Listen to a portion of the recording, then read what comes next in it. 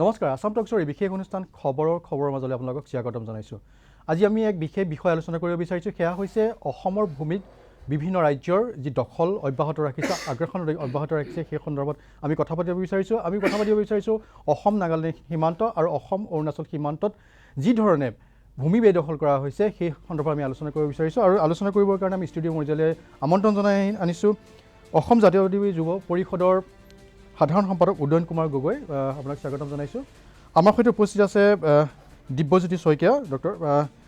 মানৱ অধিকাৰ তথা সমাজকৰ্মী, আপোনাকো স্বাগতম জনাইছোঁ। আমাৰ সৈতে উপস্থিত আছে সদৌ ডিমাচা ছাত্ৰ সন্থাৰ সভাপতি নবীন জহশ্ৰীছা, তেখেতকো স্বাগতম জনাইছোঁ। আমাৰ সৈতে উপস্থিত আছে পুলকেশ সোণোৱাল, সদৌ অসম সোণোৱাল কছাৰী ছাত্ৰ সন্থাৰ সহকাৰী সাধাৰণ সম্পাদক, তেখেতকো আমি স্বাগতম জনাইছোঁ। আমি আলোচনাৰ মজিয়ালৈ যোৱা প্ৰাক মুহূৰ্তত আমি দেখুৱাই ল'ব বিচাৰিছোঁ এক বিশেষ প্ৰতিবেদন অসম অৰুণাচল সীমান্ত আৰু অসম নাগালেণ্ড সীমান্তত কেনেধৰণৰ উত্তেজনা অব্যাহত আছে সেয়া আমি দেখুৱাই ল'ব বিচাৰিছোঁ। অসম নাগালেণ্ড সীমান্ত পুনৰ উত্তপ্ত। যোৰহাট কাৰ্বি আংলং জিলাৰ সীমান্তত নগাৰ আগ্ৰাসন। জাতি মাটি ভেটি ৰক্ষাৰ প্ৰতিশ্ৰুতিৰে শাসনলৈ অহা বিজেপি চৰকাৰৰ দিনতেই অসমৰ ভূমিত নগাৰ ভয়াৱহ আগ্ৰাসন। নগাই কেৰেপ নকৰে অসমৰ প্ৰশাসনক। অসমৰ সংৰক্ষিত বনাঞ্চল নগাৰ দখলত, পাতিছে ইখনৰ পিছত সিখনকৈ বস্তি। অস্তিত্বৰ সংকটত টিৰু হিলছ, ডিছৈ আৰু ডিছৈ ভেলী সংৰক্ষিত বনাঞ্চল। অসমৰ ভূমিত নগাই নিৰ্মাণ সম্পূৰ্ণ কৰিলে পকী দলং। মৰিয়নিৰ নাগা জাংকা চাহ বাগিচাৰ সমীপৰ ডিছৈ ভেলী সংৰক্ষিত বনাঞ্চলৰ মাজৰ জানখানা জানৰ পাৰত নগাই নিৰ্মাণ সম্পূৰ্ণ কৰিলে এখন পকী দলং। এই দলংখন নিউ সোণোৱাল খণ্ড বন বিষয়াৰ কাৰ্যালয়ৰ পৰা মাত্ৰ ৩ কিলোমিটাৰ দূৰত্বত। নগাই নিৰ্মাণ কৰা কংক্ৰিটৰ দলং নিৰ্মাণৰ বিষয়ে গমেই পোৱা নাছিল নিউ সোণোৱাল খণ্ড বন বিষয়াগৰাকীয়ে।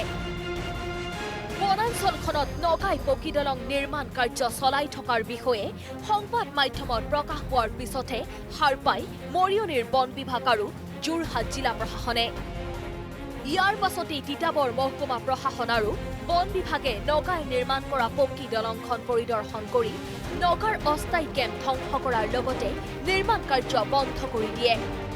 কিন্তু অসমৰ প্ৰশাসনৰ বাধা নামানি নগালোকে পুনৰ যুদ্ধকালীন তৎপৰতাৰে নিৰ্মাণ সম্পূৰ্ণ কৰি তোলে পকী দলংখন। শেহতীয়াকৈ এই পকী দলংখনৰ নাতি দূৰৈত ডিছৈ ভেলী সংৰক্ষিত বনাঞ্চলত সন্দেহজনক নগা উগ্ৰপন্থীয়ে পুনৰ পাহাৰ কাটি পথ মোকলাই পকী স্থায়ী কেম্প নিৰ্মাণৰ প্ৰস্তুতি চলাইছে।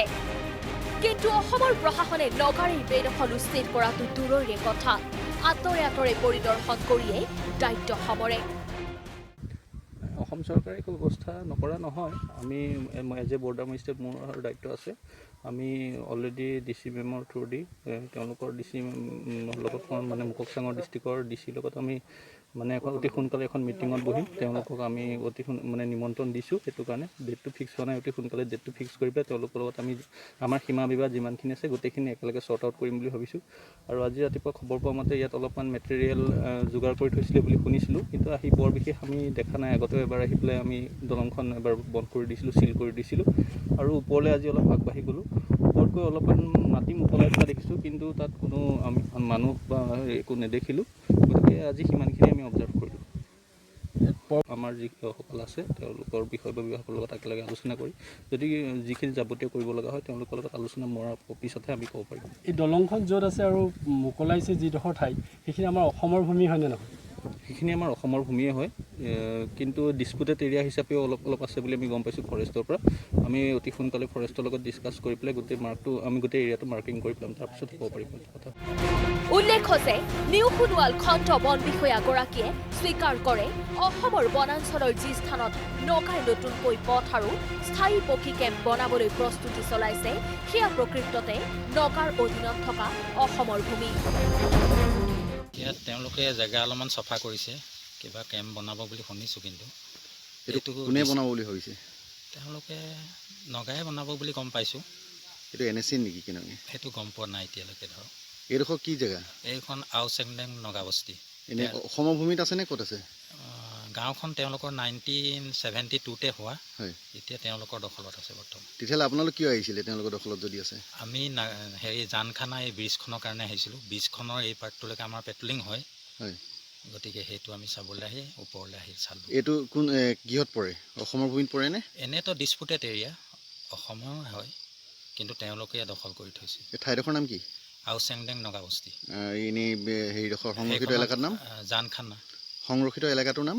সংৰক্ষিত এলেকাটোৰ নাম দিছৈ ভেলী ৰিজাৰ্ভ ফৰেষ্টখনৰ নাম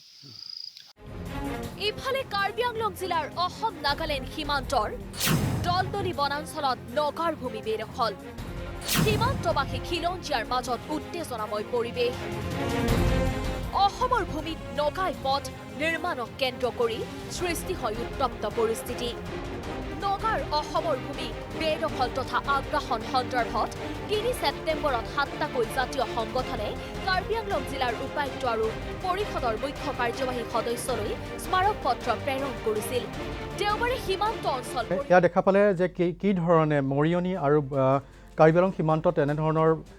নগাৰ অগ্ৰাসন অব্যাহত আছে কিন্তু ইয়াৰ বিপৰীতে দেখিবলৈ পোৱা গৈছে যে অসম চৰকাৰৰ তৰফৰ পৰা যেনেধৰণৰ ব্যৱস্থা গ্ৰহণ কৰিবলগীয়া আছিলে সেয়া পৰিলক্ষিত হোৱা নাই মই উদয়ন গগৈ ডাঙৰীয়াৰ ওচৰলৈ যাব বিচাৰিছোঁ যিখন চৰকাৰে জাতি মাটি ভেটিৰ কথা কৈ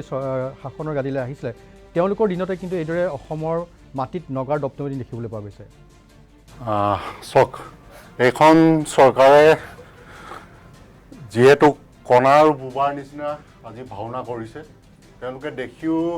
নেদেখাও ভাও ধৰিছে শুনিও নুশুনা ভাও ধৰিছে তেওঁলোকে এটা কথা বুজা উচিত এই পাৰ্টিকুলাৰ জেগাটো যিটো দেখুওৱা হৈছে সেই জেগাটোলৈ মই আজি বহু বছৰ আগতে আলফাৰ লগত গৈছিলোঁ ইনভেষ্টিগেশ্যন কৰিছিলোঁ এই জেগাটোত এই সীমা বিবাদ কেৱল এইবছৰে নহয় আগতেও ইয়াৰ সীমা বিবাদ হৈ আছে মোৰ মনত আছে নিউ সোণোৱাল টি ষ্টেট মৰিয়নিৰ পৰা প্ৰায় 6 কিলোমিটাৰমান দূৰত্ব আৰু যিখন ব্ৰিজ যিখন দলং বনোৱা হৈছে নিয়েৰলি 12 কিলোমিটাৰ সেইটো লংটু বুলি কয় কিন্তু তাৰ কিনাৰতে CRP কেম্প আছে আৰ্মি পেট্ৰলিং আছে আৰু সেই জেগাটোত প্ৰায় 4-5খন গাঁও আছে কিন্তু সেই গাঁৱত বসবাস কৰা লোকসকল আজিলৈকে নিৰাপত্তা নহয় তেওঁলোকে কমপ্লেইন কৰে গভৰ্ণমেণ্টক কিন্তু গভৰ্ণমেণ্টে কোনো আজিৰ তাৰিখলৈকে কোনো বিহিত ব্যৱস্থা গ্ৰহণ কৰা নাই সেইকাৰণে এই গভৰ্ণমেণ্টখনক এপিল কৰিব বিচাৰিছোঁ যে সীমা বিবাদ অতি শীঘ্ৰে তেওঁলোকে শেষ কৰিব লাগে আৰু government of Arunachal government of নাগালেণ্ডৰ লগত কথা পাতি তেওঁলোকে যাতে এটা উচিত সিদ্ধান্ত গ্ৰহণ কৰে তাৰ বাবে মই এই গভৰ্ণমেণ্টখনক অনুৰোধ জনাইছোঁ হয় মই দিব্যজ্যোতি শইকীয়া ডাঙৰীয়াৰ ওচৰলৈ যাব বিচাৰিছোঁ সুদীৰ্ঘদিন আপুনি এই সীমা বিবাদৰ বিষয় সন্দৰ্ভত অধ্যয়ন কৰিছে আপুনি একাত্মহে আছে এই সমস্যাখিনিৰ সৈতে সুদীৰ্ঘদিন আপুনি যিহেতু জড়িত হৈ আছে আপুনি কি অনুভৱ কৰে আচলতে চৰকাৰৰ সদিচ্ছাৰ অভাৱ হৈছে নেকি যাৰ কাৰণে এই সীমা বিবাদৰ সমস্যাটো এতিয়াও অব্যাহত আছে হয় এতিয়া আমি যদি সীমা বিবাদৰ কথা ক'বলৈ যাওঁ মানে এতিয়া অসম অৰুণাচল অসম নাগালেণ্ড অসম মেঘালয় আনকি মিজোৰামো কিছু পাৰ্ট মানে অসমৰ ভূমি বেদখল কৰিছে এতিয়া আমি যদি আগলৈ যাওঁ যে আপোনাৰ 1950 চনৰ কথা 1951 চনৰ গোপীনাথ বৰদলৈ সমিতিৰ কথালৈ যাওঁ তেতিয়া আপোনাৰ নেফা আছিল তাৰ পাছতে পৰৱৰ্তী পৰ্যায়ত 1972 চনত অৰুণাচল প্ৰদেশ হ'ল সেই তেতিয়াৰে পৰা এই যিবিলাক সীমা কথা বতৰা বা বিবাদবিলাক অলপকৈ আৰম্ভ কিন্তু হৈছে তেতিয়াৰ পৰাই হৈছে ক্ৰমান্বয়ে হৈ আছে এতিয়া আপোনাৰ অৰুণাচল আৰু অসমৰ সীমা বিবাদ ক'ত আছে বুলি ক'লে আমি কম যে দেখি আহিছোঁ যিখিনি যে শোণিতপুৰ জিলা তাৰপাছত বিশ্বনাথ চাৰিআলি গহপুৰ তাৰ পৰা গৈ অসম অৰুণাচলৰ এই হাৰমতিৰ ওচৰত বান্দৰদুৱাৰ ওচৰত মইনাজুলি বুলি এটা জেগা তাৰ পৰা অলপ আগলৈ গ'লে আপোনাৰ কাছজুলি তাৰ পাছতে আপোনাৰ লখিমপুৰৰ ফুলবাৰী ধেমাগড় আৰু অলপ আগলৈ গ'লে কিমিনৰ ফালে হৈছে তাৰ পৰা একেবাৰে দুলুং বুলি এখন অভয়াৰণ্য তাৰ পাছত ধেমাজি অকাজান বুলি এটা অঞ্চল আছে এনেকৈ কৰি হৈ আহিছে আৰু অসম মেঘালয় আপোনাৰ লাম্পিৰ কথা জানে যে লাম্পিত আজি বহুত দিন হ'ল তেনেকৈ হৈ আছে। এইফালে অসম নাগালেণ্ডৰ গেলেকী, তাৰপাছতে মৰিয়নি, তাৰপৰা আপোনাৰ দলদলি, এই যে আপোনাৰ কাৰ্বি আংলঙৰ, হয়, এনেকৈ হৈ আছে। এতিয়া কথাটো হ'ল যে এই ডিছপিউট যে এই হঠাৎ হৈছে এনেকুৱা নহয়, আজি বহু বছৰৰ পৰা হৈ আছে। 8 চন আৰু 9 চনত মই বহুত সময় দিছিলোঁ সেই সময়ত, আৰু ইয়াত কথাটো আন কিছু মানে এক্টিভিষ্ট মানে কৰ্মী, সামাজিক কৰ্মী বা সংগঠনৰ মুৰব্বী বা সংগঠনৰ আৰু মোৰ মাজত কিছু পাৰ্থক্য আছে। হয়, মই অসমত জন্ম হৈছোঁ, মই অসমৰ হয়, কিন্তু মোৰ মূল বিষয়টো হৈছে যে ভাতৃত্ববোধ। মই গোটেই সমগ্ৰ ৰাষ্ট্ৰীয় পৰ্যায়ত একতা আৰু ভাতৃত্ববোধৰ কাৰণে কাম কৰোঁ। যিহেতু মই কাম কৰোঁ, তেতিয়া মই এটা উঠাইছোঁ বা বিভিন্ন ৰাজ্যৰ এক্টিভিষ্টসকলৰ লগত, মানে সামাজিক কৰ্মীসকলৰ লগত আলোচনা হৈছে, গভৰ্ণমেণ্টৰ লগত আলোচনা হৈছে। আলোচনাত এটাই কথা কৈছোঁ যে ভাতৃত্ববোধ ৰাখিবলৈ হ'লে আমি এই যিটো ডিছপিউট হৈ আছে, সীমা বিবাদ যিটো হৈছে, এই সীমা বিবাদ আমি শেষ কৰিব লাগিব, আমি নিষ্পত্তি কৰিব লাগিব। কিন্তু এই নিষ্পত্তি কৰিবলৈ মই কোনো এখন আজি অসম গণ পৰিষদৰ চৰকাৰ হওক, আজি কংগ্ৰেছ চৰকাৰ হওক, আৰু বিজেপি জাতি মাতি ভেটিৰ কথা কোৱা চৰকাৰ হওক, কোনো এখন চৰকাৰে উপযুক্তভাৱে যি ধৰণে পদক্ষেপ ল'ব লাগে সেই ধৰণৰ পদক্ষেপ লোৱা দেখিবলৈ পোৱা নাই। আৰু মই কোনোবাই বেয়া পালেও মই এটা কথা ক'ম যে ইয়াত ভূমিকা থাকিব লাগিছিলে বা অতি জৰুৰী সদৌ অসম ছাত্ৰ সন্থা, বিশেষকৈ নেচুৱে যদি এই ক্ষেত্ৰত পদক্ষেপ ল'লেহেঁতেন, ডেফিনেটলি আমাৰ 7খন ৰাজ্যৰ মাজত ভাতৃত্ববোধ অক্ষুণ্ণ ৰাখিলেহেঁতেন, সীমা বিবাদ নিষ্পত্তি হ'লেহেঁতেন। এতিয়া মই এটা কথা কওঁ, পিছৰ পৰৱৰ্তী আমি আলোচনালৈ যাম, যে সুপ্ৰিম কোৰ্টত ইয়াৰ ওপৰত কেছ আছে, ইয়াৰ ওপৰত আমাৰ অসমে দিছে, অৰুণাচলে দিছে, কিন্তু ডিছপিউট এৰিয়াত অসমে কোনো দিনে ক'তো এনেকুৱা ধৰণৰ উলংঘা কৰা নাই। কিন্তু অসম হওক, আজি নাগালেণ্ড হওক, আজি মেঘালয় হওক, তেওঁলোকে কিন্তু কৰি আহিছে। তেওঁলোকৰ চৰকাৰ আৰু সাধাৰণ জনতা কিন্তু একগোট হৈ পেলাই কৰি আহিছে, কিন্তু অসমে কেৱল নীৰৱ ভূমিকা পালন কৰিছে। মই কোৱা নাই যে আমাৰ অসম চৰকাৰে বা আমি অসমীয়াই কাৰোবাক আমি বেদখল কৰিম, সেইটো কোৱা নাই, কিন্তু নিজৰ ভূমি সুৰক্ষাৰ কাৰণে চৰকাৰৰ যি পদক্ষেপ ল'ব লাগে সেই পদক্ষেপ কিন্তু হোৱা নাই বা লোৱা দেখা নাই বা লোৱা নাই। হয়, আমি এইবাৰ দেখুৱাই ল'ব বিচাৰিছোঁ মৰিয়নি, যোৰহাট জিলাৰ মৰিয়নিৰ সীমান্তত যি নাগাৰ আগ্ৰাসন দেখিবলৈ পোৱা গ'ল, সেই সময়ত সেই সন্দৰ্ভত আমি প্ৰতিবেদন দেখুৱালোঁ। কিন্তু তাৰ বিভিন্ন দল সংগঠনৰ নেতৃবৰ্গই কি কয় সেই সন্দৰ্ভত আমি এক প্ৰতিবেদন দেখুৱাই ল'ব বিচাৰিছোঁ। আমাৰ মৰিয়নি সংবাদদাতা জীৱন দত্তই প্ৰস্তুত কৰা এক প্ৰতিবেদন আমি দেখুৱাই ল'ব বিচাৰিছোঁ। মই যোৰহাট জিলাৰ অসম নাগালেণ্ড সীমান্তৱৰ্তী দিছৈ ভেলী সংৰক্ষিত বনাঞ্চলত উপস্থিত আছোঁ, আৰু এই মোৰ কাষতে আছে নিউ সোণোৱাল খণ্ড বন কাৰ্যালয়, আৰু এই বন কাৰ্যালয়টোৰ অধীনত দিছৈ ভেলী সংৰক্ষিত বনাঞ্চলত ইতিমধ্যে আমি দেখিবলৈ পাইছোঁ যে নগা লোকে অধিক সংখ্যক, গৰিষ্ঠ সংখ্যক ভূমি তেওঁলোকৰ নিজৰ দখললৈ নি তেওঁলোকে বসতি স্থাপন কৰিছে, আৰু তেওঁলোকে স্থায়ীকৈ তেওঁলোকে পকী তেওঁলোকৰ বাসভৱন নিৰ্মাণ কৰিছে, গীৰ্জাঘৰ নিৰ্মাণ কৰিছে, স্কুল নিৰ্মাণ কৰিছে, বাট পথ নিৰ্মাণ কৰিছে। তাৰ পিছতো কিন্তু অসম চৰকাৰৰ গা লৰা নাই। অসম চৰকাৰৰ সোপালহিৰা নীতিৰ বাবেই আজি এই সংৰক্ষিত বনাঞ্চলকেইখনত নগাৰ আগ্ৰাসন বৃদ্ধি পাইছে। আৰু এই সম্পৰ্কত আমি আমাৰ সৈতে উপস্থিত আছে যোৰহাট জিলাৰ সংগ্ৰামী যুৱ ছাত্ৰ পৰিষদৰ কেন্দ্ৰীয় বিষয়ববীয়া, আমি তেওঁৰ সৈতে কথা পাতিম।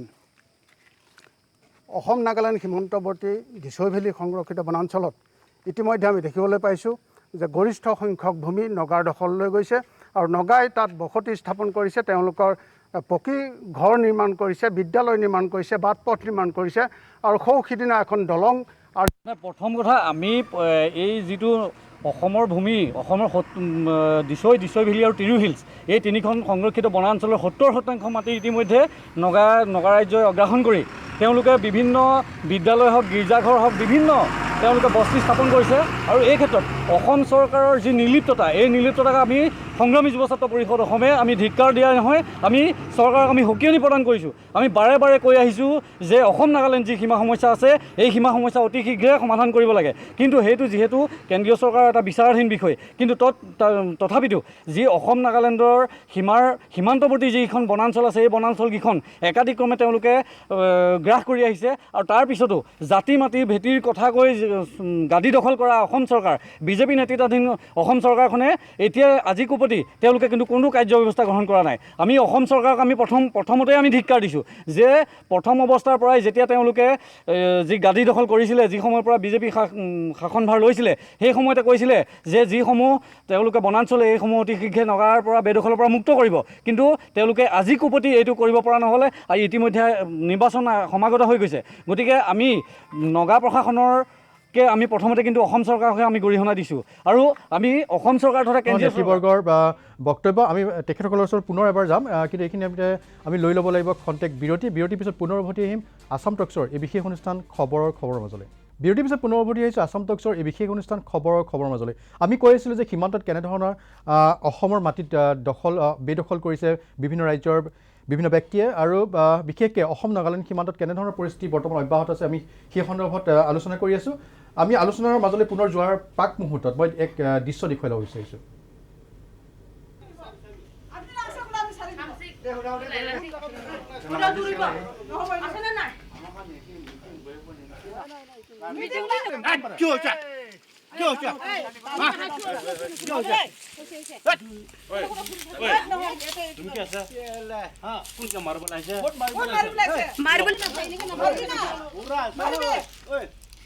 Masai jero habsang, istanan bijing jaba habsang. Masai jero habsang. আপোনালোকে দেখিলে কি ধৰণে একাংশ যুৱকে একাংশ ব্যক্তিয়ে কি ধৰণে একাংশ মহিলাৰ সৈতে তৰ্কাতৰ্কি লিপ্ত হৈছে আৰু এয়া দৃশ্য আছিলে দলদলি বনাঞ্চলৰ অসমৰ কাৰ্বি আংলং জিলাৰ অসম নাগালেণ্ড সীমান্তৰ এক অঞ্চল আৰু এই অঞ্চলত এই ধৰণে কিছুদিন পূৰ্বে এই ধৰণে নগাৰ একাংশ ব্যক্তি আহি মাটি দখল কৰিবলৈ আহিছিল আৰু তাৰ স্থানীয় মহিলাসকলৰ সৈতে তেওঁলোকে বাকযুদ্ধত লিপ্ত হয়। এই বিষয়টো আচলতে তাত কেনেধৰণৰ ঘটনা সংঘটিত হৈছে আৰু তাত বৰ্তমান কি পৰিস্থিতি অব্যাহত আছে আমি সেই বিষয়টো জানিবলৈ ডিমাচা ছাত্ৰ সন্থাৰ সভাপতি নবীন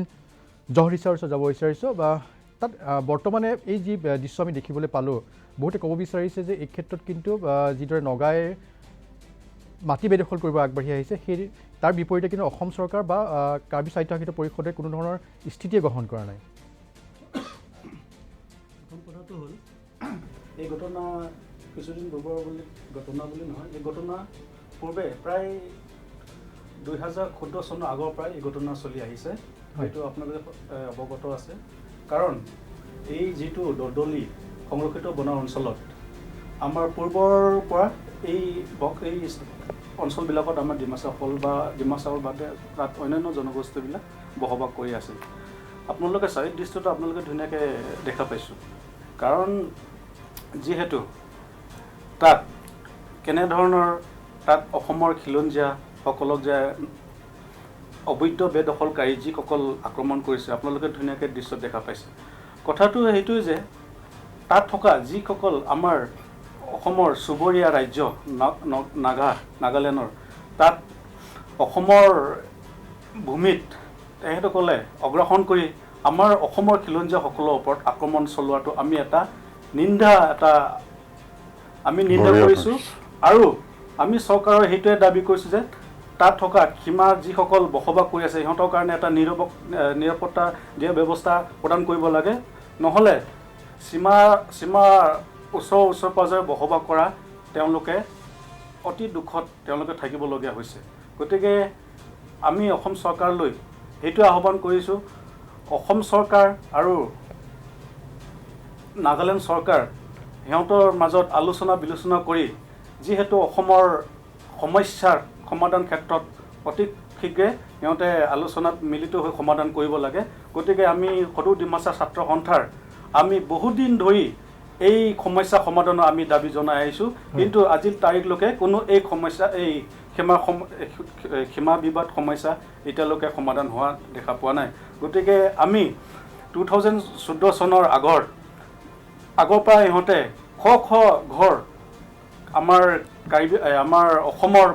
ভূমিত তেওঁলোকে অবৈধভাৱে ঘৰ ইহঁতে বনোৱাই পেলাই ইহঁতে বসবাস কৰি আছে। কিছু বছৰ পিছত তাত অসমৰ কাৰ্বি আংলং সাহিত্য পৰিষদৰ 2 বছৰ পাছত তাত বসবাস কৰা যিসকল অবৈধভাৱে বসবাস কৰি আছিল সেইসকলৰ মানে শ ঘৰ ইহঁতক ডেমলাইজ কৰা হৈছিল এতিয়া দলদলিত যিটো ঘটনা সংঘটিত তাৰ স্থানীয় লোকে ক'ব বিচাৰিছে তাত এখন গাঁও স্থাপন কৰিব বিচাৰিছে প্ৰায় 1000 ঘৰ নিৰ্মাণ কৰিব বিচাৰিছে নগাই সেয়া সত্য নেকি বাৰু আমি যে তথ্য পোৱা মতেতো সেই সত্যই কিন্তু ইয়াৰ বিপৰীতে কাৰ্বি সাহিত্য পৰিষদৰ নেতৃবৰ্গে কি কয় আজিৰ তাৰিখত এটা দুৰ্ভাগ্যজনক কথা আজিৰ তাৰিখত তাত থকা কাৰ্বি আংলং সাহিত্য পৰিষদৰ আমাৰ যিহেতু আমাৰ প্ৰতিনিধি আমাৰ মুখ্য কাৰ্যবাহী সদস্য তুলাৰাম ৰহাং ডাঙৰীয়া আজিলৈকে এই অঞ্চলত ভিজিট কৰিবলৈ আমি দেখা পোৱা নাই এইটো আমাৰ কাৰণে অতি দুৰ্ভাগ্যজনক কথা বুলি আমি ভাবোঁ কাৰণ যিহেতু তেওঁৰ নেতৃত্বত আমি ভাবিছিলোঁ যে সীমা এটা যিবিলাক বিবাদ আগৰ পৰা চলি আছে এটা সমাধানত আহিব আৰু এটা কথা অসমৰ বন মন্ত্ৰী মাননীয় শুক্লবৈদ্য ডাঙৰীয়াই পৰিমল শুক্লবৈদ্য আজি তাৰিখলৈকে তেওঁ এই সীমা বিবাদত তেওঁলোকে আজি ভ্ৰমণ কৰিবলৈ আমি দেখা পোৱা নাই পৰিমল শুক্লবৈদ্য ডাঙৰীয়াৰ বক্তব্য আছে আমি দেখুৱাম যোৱাকালি তেওঁ লখিমপুৰত কি বক্তব্য প্ৰদান কৰিছে আমি কিছু সময়ৰ পিছত দেখুৱাম কিন্তু আমি এবাৰ দেখুৱাই ল'ব বিচাৰিছোঁ যে কাৰ্বি আংলঙৰ বিভিন্ন দল সংগঠনে এই সন্দৰ্ভত কি মন্তব্য প্ৰকাশ কৰিছে সেই সন্দৰ্ভত আমাৰ বোকাজনৰ সংবাদদাতা প্ৰদীপ নাথৰ এক প্ৰতিবেদন আছে সেই প্ৰতিবেদন আমি দেখুৱাই ল'ব বিচাৰিছোঁ আসাম টক্সৰ মুখ্য কাৰ্যবাহী সম্পাদক দেৱজিৎ তালুকদাৰৰ বিশেষ অনুষ্ঠান খবৰৰ মাজলৈ আপোনাক সকলোকে স্বাগতম জনাইছোঁ মই বৰ্তমান উপস্থিত আছোঁ অসম নাগালেণ্ড সীমান্তৰ দলদলি সংৰক্ষিত বনাঞ্চলত অসম নাগালেণ্ড সীমান্তৰ দলদলি সংৰক্ষিত বনাঞ্চলত নগা দুৰ্বৃত্তই ভূমি দখলক কেন্দ্ৰ কৰি যি উত্তেজনাময় পৰিস্থিতিৰ সৃষ্টি হৈ আছে তাক লৈ আমাৰ লগত বৰ্তমান উপস্থিত আছে সদৌ অসম ছাত্ৰ সন্থাৰ কাৰ্বি আংলং জিলা ছাত্ৰ সন্থাৰ বিষয়ববীয়া আমি ইতিমধ্যে জানিব পাৰিছোঁ যে নগা দুৰ্বৃত্তই কাৰ্বি আংলং আৰু নাগালেণ্ড সীমান্তৰ দলদলি বনাঞ্চলত অবৈধভাৱে তেওঁলোকে ৰাস্তা বনোৱা এটা সুবিধা গ্ৰহণ কৰি তেওঁলোকে আচলতে মাটি দখল কৰাৰ চেষ্টা কৰিছে আৰু আমি দেখিবলৈ পাইছোঁ যে অসম চৰকাৰ তথা কাৰ্বি আংলং সাহিত্য পৰিষদখনে কিন্তু আমাৰ সীমান্ত অঞ্চলৰ মানুহক সুৰক্ষা দিয়া আৰু ভূমি ৰক্ষাৰ ক্ষেত্ৰত কিন্তু তেওঁলোক সম্পূৰ্ণৰূপে বিফল হৈছে আৰু তাৰ বাবে আমি দাবী জনাইছোঁ যে অনাগত দিনত আচলতে এই সীমা সমস্যাসমূহ দূৰ কৰি আচলতে আমাক সুৰক্ষা প্ৰদান কৰিবলৈ সীমামূৰীয়া ৰাইজক আৰু ইতিমধ্যে আমি গম পাইছোঁ যে নগা দুৰ্বৃত্তসকলে এনেকুৱা এটা পলিচি কৰিছে যে তেওঁলোকে 3খনকৈ কমিটি গঠন কৰিছে কমিটিকেইখনত আমাৰ কাৰ্বি আংলঙৰ 2-4জন মানুহ লৈছে তেনেকুৱা কমিটি এখন ফৰ্ম কৰি আচলতে তেওঁলোকে পাকে প্ৰকাৰে যেনেকৈ হ'ল আমাৰ অসম তথা কাৰ্বি আংলঙৰ মাটি দখলৰ চেষ্টা অব্যাহত ৰাখিছে কিন্তু তাৰ বাবে আমি দাবী জনাইছোঁ কাউন্সিলখনক যে অতি শীঘ্ৰে ইয়াৰ ওপৰত ব্যৱস্থা গ্ৰহণ কৰিবলৈ অন্যথা কিন্তু আমি জংগী আন্দোলনৰ কাৰ্যসূচী ল'বলৈ বাধ্য হ'ম লগত বৰ্তমান উপস্থিত আছে কাৰ্বি আংলং জিলাৰ AGYCPৰ সভাপতি যিটো ফুকন ডাঙৰীয়া অসম জাতীয়তাবাদী যুৱ ছাত্ৰ পৰিষদ কাৰ্বি আংলং জিলা সমিতিয়ে এই ক্ষেত্ৰত আজি মাত মাতি অহা নহয় বহুত বছৰ ধৰি অসম আৰু নাগালেণ্ডৰ সীমা তথা আমাৰ এই জিলাখনৰ কাৰ্বি আংলঙৰ যি সীমা সমস্যা হৈছে আমি বাৰম্বাৰ অট'নমাছ কাউন্সিলৰ মুখ্য কাৰ্যবাহী সদস্য তুলিয়াৰ মংহমক আমি স্মাৰকপত্ৰ দিছোঁ আমি দাবী জনাইছোঁ যে এই সীমা সমস্যাটো স্থায়ী সমস্যা সমাধান কৰিব লাগে এতিয়া আমি জানিছোঁ যে দলদলি বনাঞ্চলৰ যি ৰাস্তা বনোৱাৰ এটা সুবিধা লৈ পেলাই তথা আহিলা লৈ পেলাই যে যি কিছুমান একাংশ নগা দুৰ্বৃত্ত আৰু একাংশ কাৰ্বি আংলঙত বসবাস কৰা আৰু এজন আমি খবৰ পাইছোঁ যে প্ৰাক্তন ছাত্ৰ নেতাই সহযোগত এখন কমিটি গঠন কৰি পেলাই এটা ষড়যন্ত্ৰমূলক চক্ৰান্তমূলকভাৱে তেওঁলোকে মাটি দখল কৰাৰ উদ্দেশ্যে এই কাৰ্যসূচীটো তেওঁলোকে হাতত লৈছে আৰু আমি দাবী জনাইছোঁ যে অসম চৰকাৰ আৰু লগতে কেন্দ্ৰীয় চৰকাৰ আৰু কাউন্সিললৈ আমি দাবী জনাইছোঁ যে আপোনালোকে এই অৱস্থাত থাকোঁতে সীমামূৰীয়াৰ খিলঞ্জীয়া মানুহৰ আজিৰ অৱস্থা সংকটজনক হৈছে কাৰণ সিদিনা আমি গৈ পেলাই তেওঁলোকৰ তাত বসবাস কৰা খিলঞ্জীয়া মানুহখিনিৰ আমি খা খবৰ লৈছোঁ তেতিয়া তেওঁলোকে কৈছে যে নগা দুৰ্বৃত্তই কোন মুহূৰ্তত আহি পেলাই সেই দলদলি বনাঞ্চলত বসবাস কৰা খিলঞ্জীয়া মানুহক যে এটেক কৰিব তাৰ কিন্তু নিশ্চয়তা নাই সেইকাৰণে আমি সজোৰে দাবী কৰিছোঁ যে অসম চৰকাৰৰ মাননীয় মুখ্যমন্ত্ৰী সৰ্বানন্দ সোণোৱাল অট'নমাছ কাউন্সিলৰ মুখ্য কাৰ্যবাহী সদস্য তুলিৰাম ৰংহাং আৰু কেন্দ্ৰীয় চৰকাৰকো আমি দাবী জনাইছোঁ যে অসমৰ এই দীৰ্ঘদিনীয়া সীমা বিবাদ অসম নাগালেণ্ডৰ সীমা বিবাদটো স্থায়ী সমাধান কৰিব লাগে আৰু আমি কৈছোঁ যে অসমৰ যি এই নাগালেণ্ড সীমা সমস্যাটো কেন্দ্ৰীয় চৰকাৰে গুৰুত্ব সহকাৰে নোলোৱাৰ কাৰণেই আজি এই পৰ্যন্ত পাবলগীয়া হৈছেগৈ কাৰণ তেওঁলোকে চাণক্য নীতিৰে অসমৰ সম্পদসমূহ লুণ্ঠন কৰাৰ এটা সুবিধা গ্ৰহণ কৰা বুলি আমি সন্দেহ প্ৰকাশ কৰিছোঁ সেইকাৰণে অতি শীঘ্ৰে আমি অসম জাতীয়তাবাদী যুৱ ছাত্ৰ পৰিষদ কাৰ্বি আংলং জিলা সমিতিয়ে দাবী কৰিছোঁ যে অকল দলদলি বনাঞ্চল বুলিয়ে নহয়, অসমৰ চাৰিসীমাত যিমানসমূহ ৰাজ্যসমূহ আছে, মেঘালয়, অৰুণাচল আদি বিবাদমান এলেকাসমূহ কেন্দ্ৰীয় চৰকাৰে, ৰাজ্য চৰকাৰ অসমৰ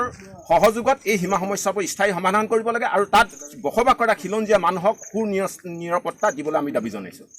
বৰ্তমান উপস্থিত আছে কাৰ্বি ছাত্ৰ সন্থাৰ বিষয়ববীয়া, তেওঁৰ প্ৰতিক্ৰিয়া জানিবলৈ বিচাৰোঁ। আচ্ছা, আজি আমি শুনিব পাইছোঁ কি কাৰ্বি আংলং আৰু নাগালেণ্ড বৰ্ডাৰৰ মাজত এই দৰ্দলি অঞ্চলত এই নাগাকেইটাক মানে ৰাস্তা বনাব কথা পেলাই আহি পেলাই এতিয়া জেগাটো পূৰা কেপচাৰ কৰি আছে। তো এই বিষয়ে আমি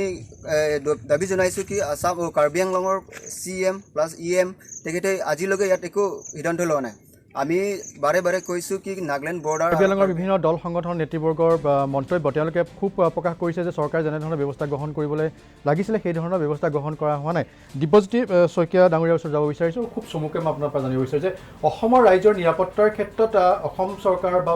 কেন্দ্ৰীয় চৰকাৰে যি ধৰণৰ পদক্ষেপ গ্ৰহণ কৰিব লাগিছিলে বিগত সময়ছোৱাৰ পৰা এতিয়ালৈকে লোৱা দেখিবলৈ পোৱা নাই। ইয়াৰ আঁৰত কি থাকিব পাৰে বুলি আপুনি ভাবে? চাওক, ইয়াৰ আঁৰত এই ডিভাইড এণ্ড ৰোল পলিচি, তাৰপাছত মানে মই কেন্দ্ৰীয় চৰকাৰৰ কথা কৈছোঁ যে এই আমাৰ উত্তৰ পূৰ্বাঞ্চলৰ যিকেইখন ৰাজ্য, সেই ৰাজ্যকেইখনৰ মাজত অন্তঃকণ্ডল লগাই ইয়াৰ যি প্ৰাকৃতিকভাৱে আমাৰ যি ঐশ্বৰ্য আছে, আমাৰ যি সম্পদ আছে, সেই সম্পদবিলাক চৰকাৰসমূহে, কেন্দ্ৰীয় চৰকাৰে লুণ্ঠন কৰাৰ এক আহিলা। আৰু তেওঁলোকে ইচ্ছা কৰিলে, কেন্দ্ৰীয় চৰকাৰে ইচ্ছা কৰিলে আটাইকেইখন ৰাজ্যক কঠোৰভাৱে নিৰ্দেশ দিব পাৰে যে তোমালোকে আহা বহা আৰু এই ডিস্পিউট কেন্দ্ৰীয় চৰকাৰে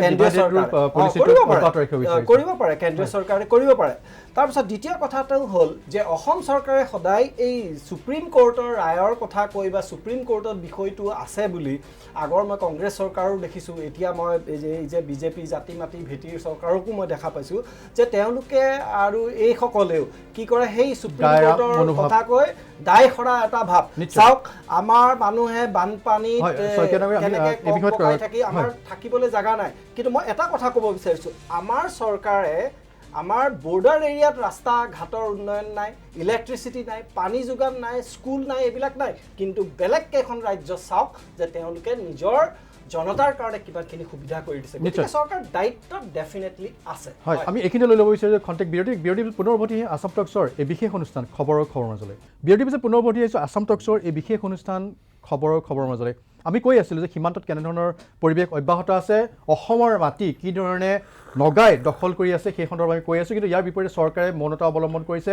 জাতি মাটি ভেটি চৰকাৰ কথা কোৱা চৰকাৰখনেও কিন্তু আজিৰ তাৰিখত মৌনতা অৱলম্বন কৰিছে। আমি এইবাৰ যাব বিচাৰিছোঁ লখিমপুৰলৈ। লখিমপুৰৰ অসম অৰুণাচল সীমান্তত কেনেধৰণৰ পৰিৱেশ অব্যাহত আছে, কেনেধৰণৰ বেদখল অব্যাহত আছে, আমি সেয়া দেখুৱাই ল'ব বিচাৰিছোঁ। আমাৰ লখিমপুৰৰ সংবাদদাতা অজিত মেধিৰ এক প্ৰতিবেদন আছে, আমি সেই প্ৰতিবেদন প্ৰথমতে দেখুৱাই ল'ব বিচাৰিছোঁ। মই বৰ্তমান উপস্থিত আছোঁ অসম অৰুণাচল সীমান্তৱৰ্তী হাৰমতি বনাঞ্চলিক বন বিষয়া কাৰ্যালয়ৰ অন্তৰ্গত। এয়া হৈছে ফুলবাৰী অসম অৰুণাচলৰ সীমান্তত, আৰু মই যিডোখৰ স্থানত উপস্থিত আছোঁ এয়া হৈছে অসমৰ ভূমি। কিন্তু অত্যন্ত তাৎপৰ্যপূৰ্ণ বিষয় যে এই ভূমিডোখৰ ইতিমধ্যে অৰুণাচলী কবলত পৰিছে, অৰুণাচলী বেদখল কৰিছে। আৰু মই যিডোখৰ স্থানত উপস্থিত হৈছোঁ এয়া হৈছে অৰুণাচলীয়ে বেদখল কৰি তেওঁলোকে ৰাস্তা নিৰ্মাণ কৰিছে। আৰু মই আছাম টকছৰ দৰ্শকসকলক মই পোনে পোনে দৃশ্যসমূহ দেখুৱাইছোঁ। এয়া হৈছে অসমৰ ভূমিত অৰুণাচলী দপদপনিৰ যিটো অব্যাহত আছে তাৰ এটা নমুনা। আৰু মই পোনে পোনে এই দৃশ্যসমূহ দেখুৱাইছোঁ আচলতে কেনেধৰণে অসম অৰুণাচল সীমান্তৱৰ্তী এলেকাত আচলতে অৰুণাচলীয়ে অসমৰ ভূমি বেদখল কৰিছে, আৰু বেদখল কৰি ইয়াত তেওঁলোকে পকী ঘৰ নিৰ্মাণ কৰিছে, ৰাস্তা পদূলি নিৰ্মাণ কৰিছে, অবাধ এটা গতিত তেওঁলোকে আচলতে অসমৰ ভূমি বেদখল কৰিছে। কিন্তু এই ক্ষেত্ৰত কিন্তু অসম চৰকাৰে যি পদক্ষেপ গ্ৰহণ কৰিব লাগে সেই পদক্ষেপ কিন্তু লোৱাত তেওঁলোকে কিছু গাফিলতি আচলতে দেখা গৈছে। আৰু মই পোনে পোনে এই দৃশ্যসমূহ দেখুৱাইছোঁ আচলতে কেনেধৰণে এক উত্তেজনামূলক পৰিৱেশৰ আচলতে সূচনা কৰিবলৈ আগবাঢ়িছে অসম অৰুণাচল সীমান্তৱৰ্তী একাংশ অৰুণাচলীয়ে। আৰু এনেধৰণে আচলতে অসমৰ ভূমিত তেওঁলোকে বেদখল কৰি অসমৰ ভূমি অৰুণাচলী কবলত আচলতে নিয়াৰ যি চেষ্টা চলাইছে, আৰু তাৰ এই দৃশ্যসমূহে আচলতে প্ৰতীয়মান কৰিছে এয়া হৈছে অসম অৰুণাচল সীমান্তৱৰ্তী অসমৰ ভূমিত অৰুণাচলীয়ে আচলতে নিৰ্মাণ কৰা এটা ৰাস্তা নমুনা। আৰু এনেধৰণে তেওঁলোকে আচলতে ৰাস্তা নিৰ্মাণ কৰিছে, পকী ঘৰ নিৰ্মাণ কৰিছে, অসমৰ ভূমিত তেওঁলোকে বেদখল অব্যাহত ৰাখিছে। আৰু মই একাংশ আচলতে অসমৰ বন বিভাগৰ একাংশ বিষয়া আছে, মই তেওঁলোকৰ পৰা কিছু জানিবলৈ চেষ্টা কৰিম। দেখা গৈছে যে আপোনালোক যিহেতু এই অসম অৰুণাচল সীমান্তৱৰ্তী এলেকাত কৰ্তব্যৰত অসমৰ বন বিষয়া, দেখা গৈছে যে আচলতে কেনেধৰণে আচলতে অসমৰ এই অৰুণাচলত এই অসমৰ ভূমিত অৰুণাচলীয়ে আচলতে বেদখল অব্যাহত ৰাখিছে। যোৱা 4 মাৰ্চৰ দিনাখন অৰুণাচলৰ কেইজনমান ডেকা ল'ৰাই আমাৰ যিটো পাভনলা আৰু বোকানলাৰ মাজত সিহঁতি ছাৰ্ভে কৰি আছিলে সেইটো মই ওচৰৰ বনাঞ্চলৰ কাষৰ মানুহৰ পৰা গম পাই মই লগে লগে আহিলোঁ এজন ষ্টাফ লৈ আহিছোঁ 8জন দখলৰ ল'ৰাই ছাৰ্ভে কৰি আছে ৰাস্তা বনাবৰ কাৰণে পাভনলাৰ পৰা বোকানলালে আৰু লগে লগে মই অৰুণাচলী আটাইকেইজন ল'ৰাক বুজাই দিলোঁ যিটো অসমৰ মাটি ইয়াত ছাৰ্ভে নকৰিব আৰু মোৰ কথা মতে সিহঁতি ছাৰ্ভে বন্ধ কৰি গুচি গ'ল সেইটো হ'ল পাভনলাৰ পৰা বোকানলাৰ কথা কৈ আছোঁ মই প্ৰায় ডিষ্টেঞ্চ আছে 2-3 কিলোমিটাৰ এইটো বন্ধ কৰিলোঁ নেক্সট সেইটো 4 তাৰিখৰ আছিলে নেক্সট 7 তাৰিখৰ দিনাখন সিহঁতি অৰুণাচলতে বনাইছিলে 7 তাৰিখৰ পৰা 7 তাৰিখৰ দিনাখন অৰুণাচলৰ বনাই ঘপকৈ আমাৰ অসমৰ পাভমুখত ওলাই দিলে আৰু লগে লগে আমি আহিছোঁ আৰু মোৰ ওপৰৰ অফিচাৰক ইনফৰ্ম কৰিলোঁ অফিচাৰো আহিছে আঞ্চলিক বন বিষয়া হাৰমতিৰ পৰা আৰু লালুক থানাৰ ভাৰপ্ৰাপ্ত বিষয়া আহিছে দলুহাট আৰক্ষী চকীৰ ভাৰপ্ৰাপ্ত বিষয়া আহিছে আহি আমি 7 তাৰিখৰ দিনাখন আমি অহাৰ উমান পায়ে দুফলা আমি এতিয়া যিডোখৰ স্থানত আছোঁ সেইডোখৰ হৈছে অসমৰ ভূমি আচ্ছা অৰুণাচলৰ পৰা আচলতে এই যিটো অৰুণাচলে দখল কৰিছে কিমান কিলোমিটাৰ ভিতৰলৈ তেওঁলোক এইটো অৰুণাচলতে সিহঁতি ৰাস্তা অৰুণাচলৰ পৰা এই আমি ৰৈ থকা জেগাডোখৰত সিহঁতি ঘপকৈ একেদিনে 7 তাৰিখে সোমাই গৈছে সোমাই গ'লত আমাৰ ইয়াত প্ৰায় 100 মিটাৰমান ৰাস্তা বনোৱা আমি পাইছোঁ মানে ৰাস্তাৰ নমুনা বনাইছিলে ওপৰত আৰু সেই আমাক অহা অমান পাই সিহঁতি পলালে এই ৰাস্তাটো ক'ৰ পৰা ক'লৈকে তেওঁলোকে এইটো ৰাস্তা আমি জনামতে সিহঁতি গুমটোৰ পৰা আৰম্ভ কৰিছে আৰু এইটো কিমিন ওলাব নিশ্চয়কৈ মই আসাম টক্সৰ দৰ্শকসকলক দেখুৱাইছোঁ আচলতে কেনেধৰণে নিশাৰ ভিতৰতে তেওঁলোকে অসমৰ ভূমিত অৰুণাচলীয়ে এনেধৰণে পথ নিৰ্মাণ কৰিছে আৰু মই একাংশ আচলতে স্থানীয়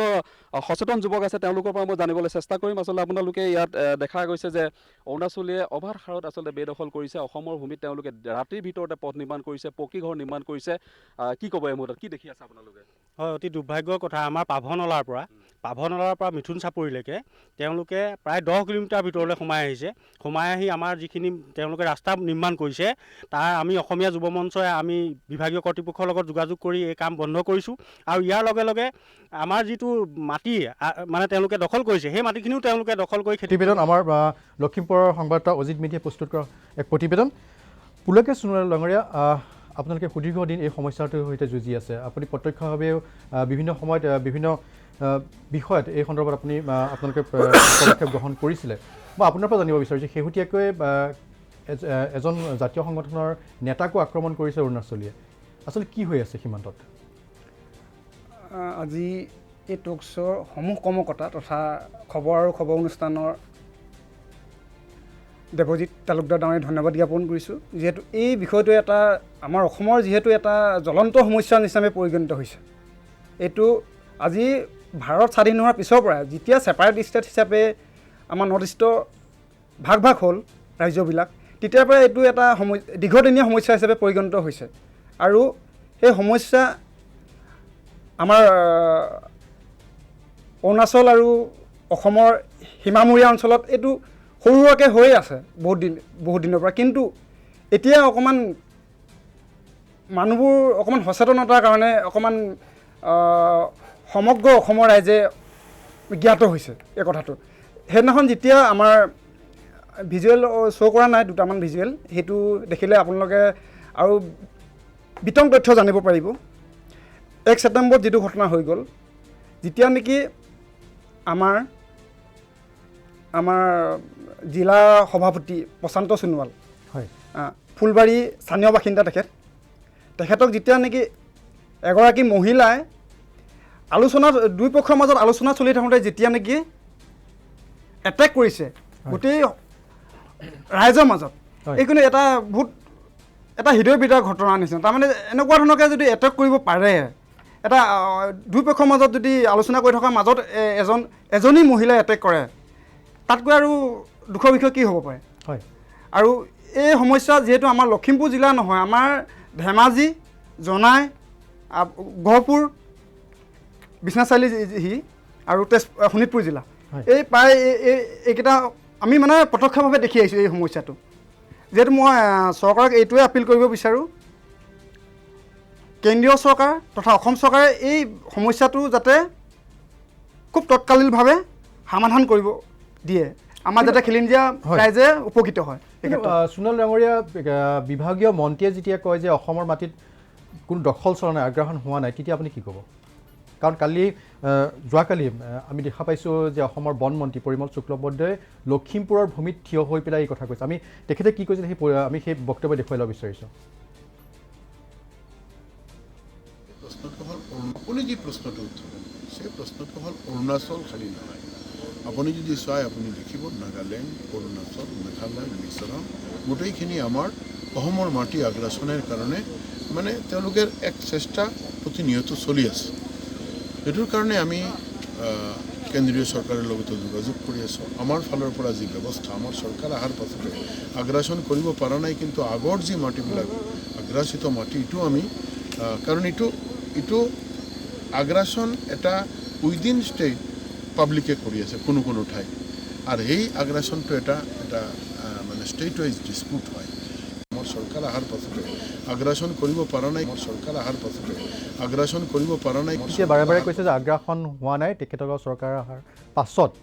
এক গোকাত মিছা কথা কৈছে তাকো লখিমপুৰৰ ভূমিত কি ক'ব সুনীল ডাঙৰীয়া হয় আমাৰ পৰিমল শুক্লবৈদ্যই আমাৰ যিটো কথা কৈছে সেইটো আচলতে প্ৰত্যক্ষভাৱে বা আমাৰ যিবিলাক সীমামূৰীয়া ৰাইজ সেইসকলে আচলতে সম্পূৰ্ণভাৱে জানে আৰু এই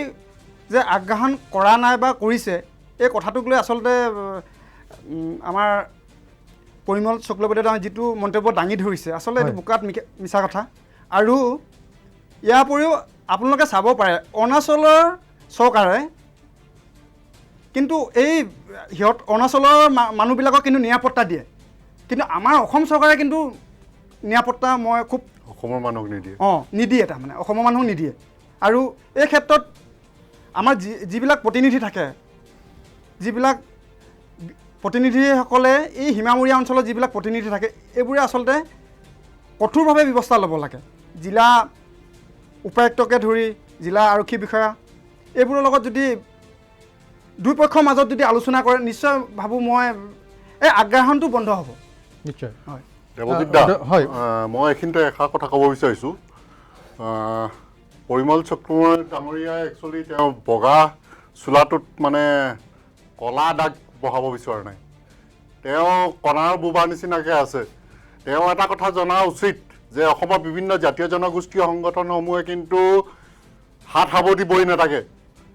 কোনোবাই কেপচাৰ কৰিবই অসমৰ মাটিত তাত আমি চুপচাপ বহি থাকিম এইটো কথা নহয় তেওঁ এইটো কথাও জনা উচিত যে আজি যিবোৰ বাৰ্ণিং ইছ্যু এৰাইজ হৈছে সেই বাৰ্ণিং ইছ্যুজবোৰ অসমৰ জনগণে দেখা পাইছে আজি ইটছ এণ্ড এভৰি ছাবজেক্ট মেটাৰৰ ওপৰত কিয় মাত মাতিবলগীয়া হৈছে সেইটো তেওঁ নিজেই এইটো এটা বিচাৰ্য বিষয় তেওঁ নিজে বিবেচনা কৰি চাওক তেওঁ আজি কিয় যাবলগীয়া হৈছে বা তেওঁ অন্যান্য আজি যেনেকৈ মৰিয়নিৰ কথাটো কৈছোঁ তাতো আজি কিয় প্ৰেক্টিকেল ফিল্ডত জাতীয় জনগোষ্ঠীয় সংগঠন নেতাসমূহ বা নেতৃত্বসকল বা গাঁও ৰাইজসকল কিয় আজি তেওঁলোকে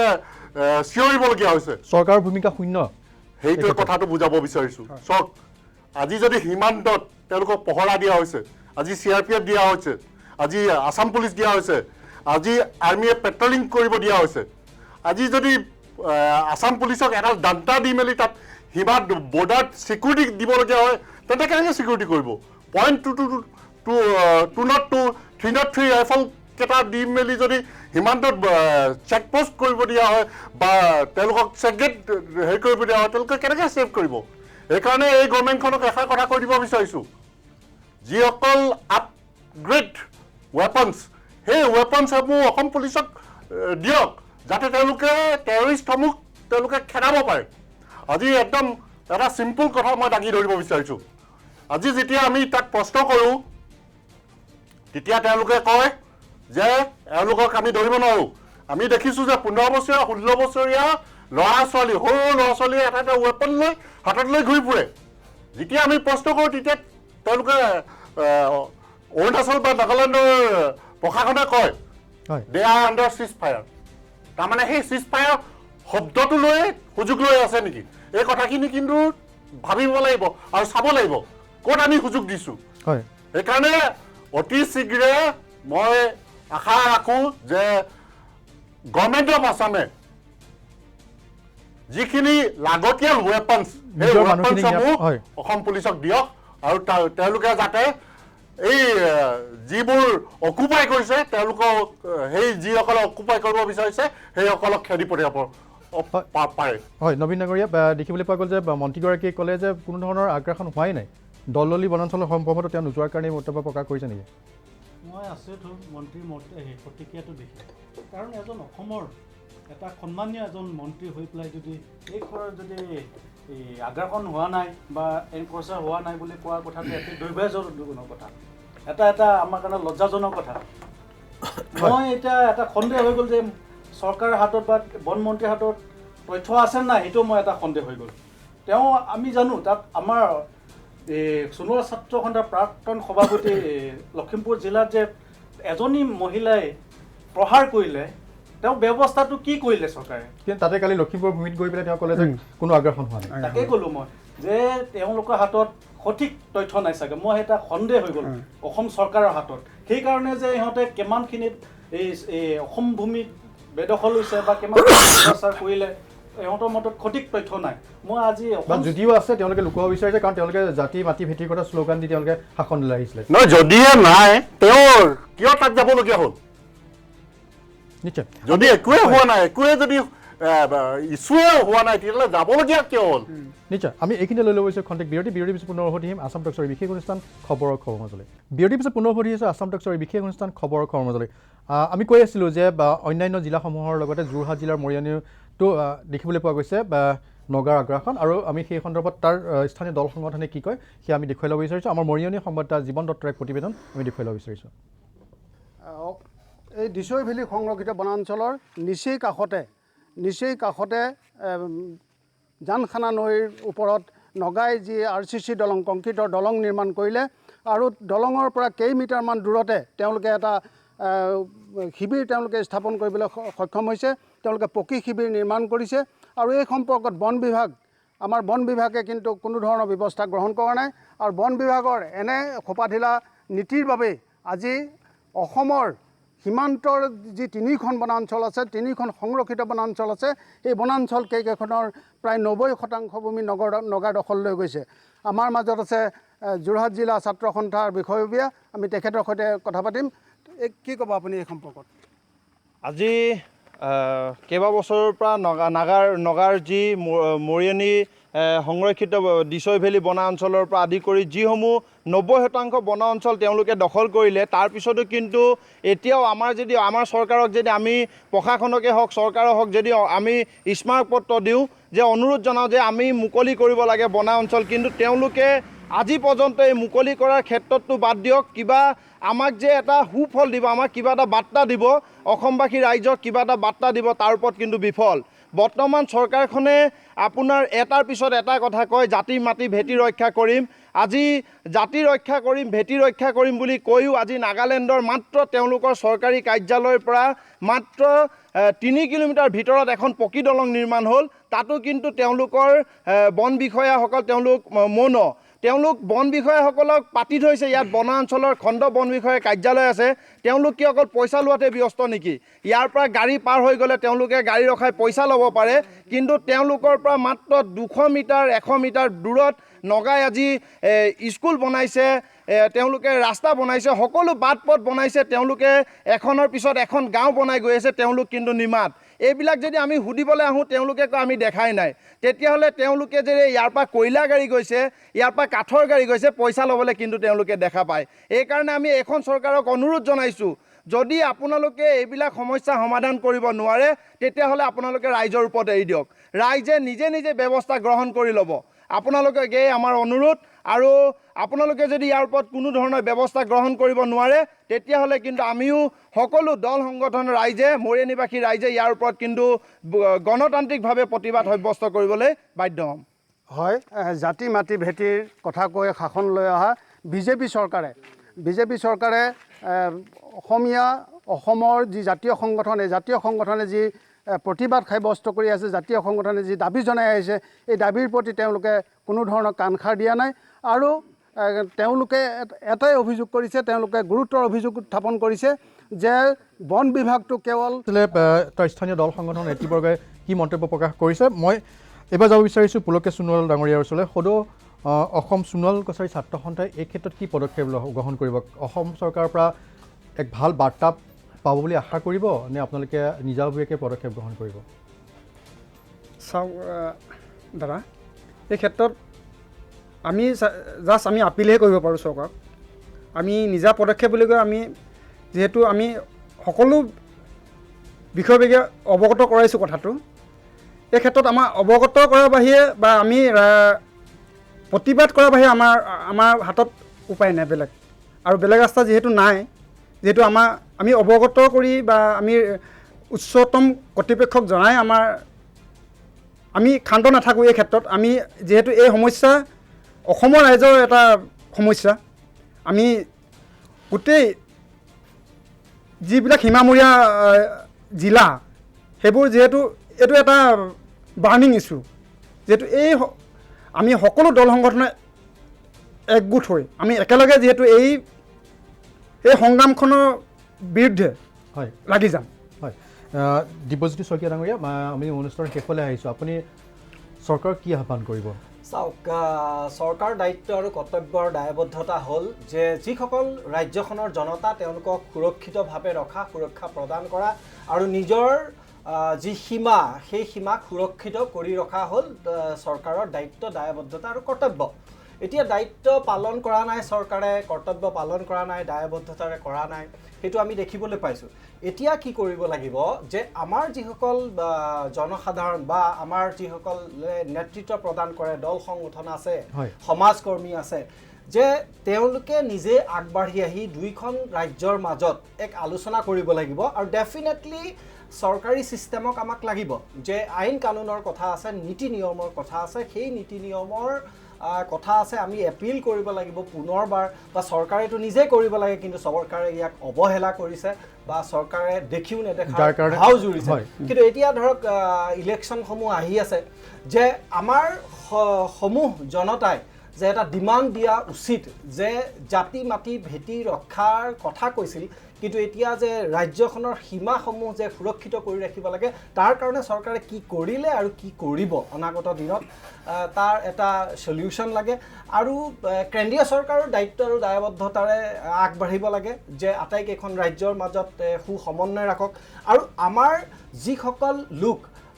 নেতৃত্ব প্ৰদানকাৰী বা সামাজিক কৰ্মী হওক দল সংগঠনৰ নেতৃত্ব হওক আমাৰো দায়িত্ব আৰু কৰ্তব্য ইয়াত ডেফিনেটলি থাকিব আৰু বিশেষকৈ ভাতৃত্ব আৰু একতাৰ কাৰণে আমি আগবাঢ়িম হয় কিন্তু নিজৰ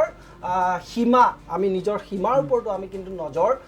দিয়া উচিত হ'ব এইটো আমাৰ কৰণীয় হয় মই নবীন ডাঙৰীয়াৰ ওচৰত যাব বিচাৰিছোঁ ডিমাচা ছাত্ৰ সন্থাই কি এপিল কৰিব চৰকাৰক বিশেষকৈ কাৰ্বি আংলং সাহিত্য শিক্ষিত পৰিষদৰ নেতৃবৰ্গৰ মৌনতা অসম চৰকাৰৰ দেখা পালেই বিভাগীয় মন্ত্ৰী বনমন্ত্ৰী পৰিমল শুক্লবৈদ্যই কেনেধৰণৰ মন্তব্য প্ৰকাশ কৰিলে ইয়াৰ পাছত আপোনালোকে কিমান আশাবাদী যে চৰকাৰে এই ক্ষেত্ৰত পদক্ষেপ গ্ৰহণ কৰিব যিসকল দলদলী বসবাস কৰে দলদলী বনাঞ্চলত বসবাস কৰা খিলঞ্জীয়া ডিমাচা লোকসকলক চৰকাৰে কিদৰে সুৰক্ষিত ৰাখিব বুলি আপুনি ভাবে প্ৰথম কথাটো হ'ল জাতি মাটি বেটি কথা যিটো চৰকাৰে প্ৰতিশ্ৰুতি দিছিল এই কথা প্ৰতিশ্ৰুতি এই কাৰণেহে আমাৰ তাত সীমামূৰীয়া যিবিলাক বসবাস কৰি আছে এইবিলাক এটা আশা লৈ পেলাইহে বিপুল ভোটেৰে দি পেলাই এই চৰকাৰখনে জয়যুক্ত কৰাইছিল তথাপিও আজিৰ তাৰিখত যেনেকুৱা তাত আশা কৰিছিল এই আশাবোৰ আশাই থাকিল আজিৰ তাৰিখত কোনো এই সীমা বিবাদ আজিৰ তাৰিখত কোনো সমস্যা সমাধান হোৱা নাই বৰঞ্চ নিষ্পত্তি নহ'ল বৰঞ্চ অধিক আগ্ৰাসনবিলাক বেছি চলি আছে গতিকে মই অসম চৰকাৰ ভাৰত চৰকাৰলৈ এইটোৱে আহ্বান কৰিছোঁ যাতে আমি সদায় আমি অসমৰ চুবুৰীয়া ৰাইজৰ সকলোলৈ আমি সমন্বয় এটা স্থাপন কৰি আগৰ পৰা আমি একেলগে সমন্বয় স্থাপন কৰি একেলগে জীয়াই বসবাস কৰি আছিলোঁ আৰু অনাগত দিনবিলাকো আমি বসবাস কৰি যাম গতিকে আমি চৰকাৰলৈ আহ্বান অসম চৰকাৰ আৰু চুবুৰীয়া ৰাজ্যৰ চৰকাৰলৈ এটা আলোচনা কৰি দীৰ্ঘদিনীয়া যিটো সীমাৰ বিবাদ সমস্যা সমাধান কৰিব পাৰি আৰু লগতে তাত সীমামূৰীয়া অঞ্চলত বসবাস কৰা লোকসকলক নিৰাপত্তা দিয়াৰ ব্যৱস্থা অতি সোনকালে চৰকাৰে কৰিব উদয়ন কুমাৰ গগৈ ডাঙৰীয়া অতি খুব চমুকৈ আমি সংগঠনসমূহ হৈছোঁ এটা প্ৰেছাৰ গ্ৰুপ আমি কেৱল প্ৰেছাৰ দিব পাৰোঁ গভৰ্ণমেণ্টখনক সেইকাৰণে প্ৰতিটো বাৰ্ণিং ইছ্যুজৰ ওপৰত আমি অসমৰ জনগণৰ হৈ মাত মাতোঁ। সেইকাৰণে আমি গভৰ্ণমেণ্টখনক এষাৰ কথা অনুৰোধ জনাব বিচাৰিম, যাতে অনাগত দিনবোৰত অৰুণাচল নাগালেণ্ড সীমাৰ বিবাদটো যাতে তেওঁলোকে বিভিন্ন জাতীয় জনগোষ্ঠীয় সংগঠনসমূহ একত্ৰিত কৰি একেলগে আৰু প্ৰশাসনকো লৈ এটা মিউচুৱেল আণ্ডাৰষ্টেণ্ডিং কৰে, এটা ছিটিং কৰে। নেক্সটলি আৰু এটা কথা মই ক্লিয়াৰ কৰি দিব বিচাৰিছোঁ, দিব্যজ্যোতি শইকীয়া ডাঙৰীয়াই নেচৰ কথাটো কৈছিলে। নেচৰ কথাটো এইটো কাৰণে কৈছোঁ, nature is one of the north east organisation. তাৰ লগত আমি সমান্তৰালভাৱে আছোঁ। অসম জাতীয়তাবাদী যুৱ পৰিষদ, ডিমাচা ছাত্ৰসন্থা, সোণোৱাল কছাৰী ছাত্ৰসন্থা ইত্যাদি অসমৰ বিভিন্ন জাতীয় জনগোষ্ঠীয় সংগঠনসমূহ আছে। আমি এই কথা স্পষ্ট কৰি দিব বিচাৰিছোঁ যে আজি নাগালেণ্ড, মণিপুৰ, মেঘালয়া, অৰুণাচল যেনেকৈ তেওঁলোকৰ লেণ্ড ৰিজাৰ্ভ আছে, মাটি আইনখন আছে, ঠিক তেনেদৰে এই গভৰ্ণমেণ্টখনেও যাতে তেওঁলোকৰ সৎ সাহস কৰক। তেওঁলোকে যেনেকৈ লেণ্ড ৰিজাৰ্ভ ৰাইট পলিচি কৰিছে, তেওঁলোকে অসমৰ গভৰ্ণমেণ্টখনেও যাতে অসমত মাটি আইনখন প্ৰণয়ন কৰিবৰ কাৰণে এই আসাম টকছৰ পৰা মই দাবী জনাইছোঁ। নিশ্চয় আমি অকণমান এটা কথা ক'ব লগা আছে, মই নেচুৰ কথাটোলৈ নাযাওঁ, কিন্তু মই অসম চৰকাৰক এটা এপিল কৰিব বিচাৰিছোঁ। দাবী মোৰ যে দল সংগঠনৰ নেতৃবৃন্দক লৈ আটাইকেইখন ৰাজ্যৰ সমাজকৰ্মীক লৈ বিভিন্ন NGOছক লৈ চৰকাৰৰ প্ৰতিনিধি থাকি এখন উচ্চস্তৰীয় কমিটি কৰি দিয়ক। সেই কমিটিয়ে ডিচাইড কৰিব, আৰু